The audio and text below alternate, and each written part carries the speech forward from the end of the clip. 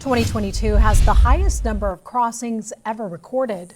U.S. Customs and Border Protection data shows migrants were stopped over 2 million times last year. Now that's compared to 1.73 million the year before. And authorities believe those high numbers are driven by worsening economic and political conditions in neighboring countries.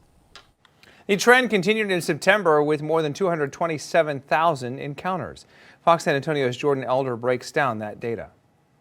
This is one of the highest monthly crossing numbers we've seen in years. To put it in perspective for you, here are the September crossing numbers from 2019 all the way to this year, 2022. You can see the sharp rise specifically for this month. And a lot of these crossings are happening right here in Texas. From the El Paso sector to Del Rio to the Rio Grande Valley.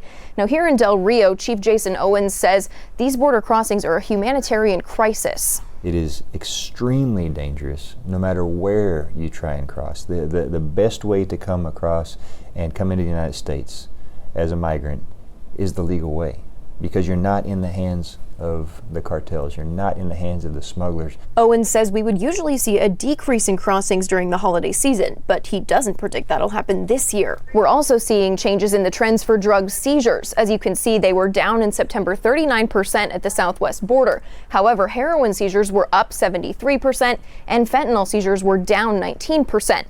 However, officials say we could see overall changes in trends at the border next month because of new federal policies. Last week, officials announced that any Venezuelan migrant caught crossing unlawfully would be returned to Mexico. Venezuelans were one of the main groups crossing here into Texas. Since that policy went into effect, Border Patrol officials say they've seen a significant drop in Venezuelans attempting to enter the U.S. 2 days before early voting starts in Texas, voters have lots on their minds. From inflation to abortion to crime, everything. Jerrianne Hicks says she hopes to see a big turnout at the polls no matter who people are voting for.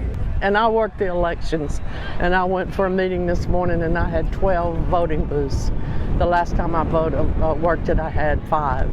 So that said a lot to me that they feel like it's going to be a big turnout. Hicks is one of thousands who attended tonight's rally in Robstown featuring former President Donald Trump, Texas Attorney General Ken Paxton, and Lieutenant Governor Dan Patrick.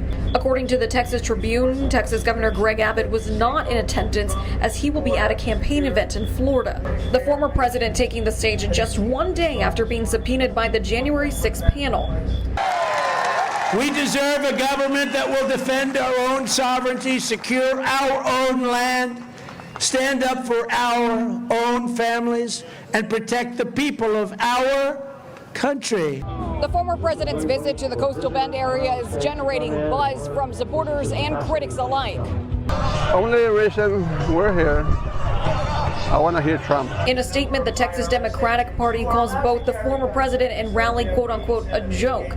They also add Republicans are, quote, using South Texans to score political points. I'm going to angry cry again because I'm so mad, you know?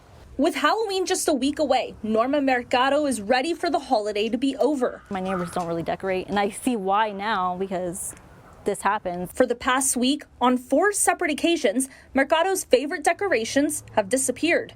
I have a Jack and Sally, and my Jack was just missing. I went to review my Ring app, and there was that person just taking it off the hook. Mercado posted the Ring camera video to her Next Door Neighbor app. The next day, she caught the Halloween pirate again. Hold up, I was just looking at it. A couple days later, in broad daylight, Pirate is back, snatching more decorations. Mercado called San Antonio police. She says after the 3rd time, an officer even tracked down the pirate. I know that they told me since my stuff was under $100, there's nothing they can do. Despite inflation, Mercado splurged on decorating this year. She says although it's just stuff, she spent more than she wanted to. It was something new this year, and I loved it. And I was like, I want that pumpkin. So I went ahead and got it, and I was like, okay, no more, no eating out this week or. Just yesterday, Mercado had her lights stolen from her home. Now she put up most of the decorations she had and says she just feels targeted. Obviously nothing's being done. This person's not being held accountable for anything. So I don't know. I don't know what to do.